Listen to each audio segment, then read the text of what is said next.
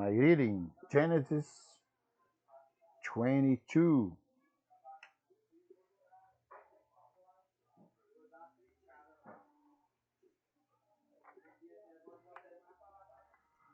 As Jacob started on his way again, angels of God came to meet him. When Jacob saw them, he exclaimed, "This is God's camp." So he named the place Mahanaim. Jacob sent gifts to Esau. Then Jacob sent messengers ahead to his brother Esau, who was living in the region of Seir, in the land of Edom. He told them, "Give this message to my master Esau. Humble greetings from your servant Jacob. Until now I have been living with Uncle Laban, and now I own cattle, donkeys, flocks of sheep and goats, and many servants, both men and women. I have sent these messengers to inform my lord of my coming, hoping that you will be friendly to me." After delivering this message, the messengers returned to Jacob and reported, "We meet your brother Esau, and he is already on his way to meet you with an arm of 400 men." Jacob, Jacob was terrified at the news. He, did, he divided his household along with the flocks and herds and camels into two groups. He thought, if Esau meets one group and attacks it, perhaps the other group can escape. Then Jacob prayed, "O God of my grandfather Abraham and God of my father Isaac, O Lord, you told me, 'Return to your own land and to your relatives,' and you promised me, 'I will treat you kindly.' I am not worthy of all the unfailing love and full faithfulness, and you have shown to me, your servant.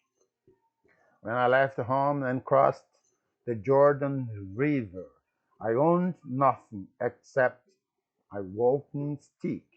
Now my household fills two large camps.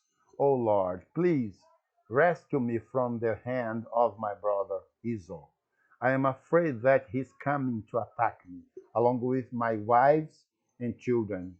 But you promised me, I will surely treat you kindly, and I will multiply your descendants until they become as numerous as the sands along the seashore, too many to count." Jacob stayed where he was for the night. Then he selected these gifts from his possessions to present his brother Esau: 200 female goats, 20 male goats, 200 ewes, 20 rams, 30 female camels with their young, 40 cows, 10 bulls, 20 female donkeys, and 10 male donkeys. He divided these animals into herds and assigned each to different servants. Then he told his servants, "Go ahead with the animals, but keep some distance between the herds." He gave these instructions to the man leading the first group. "When my brother Esau meets you, he will ask, 'Whose servants are you? Where are you going? Who owns these animals? You must reply, they belong to your servant Jacob, but they are a gift for his master, Esau. Look, he is coming right behind us. Jacob gave the same instructions to the second and 30 herdsmen, and to all who followed behind the herds.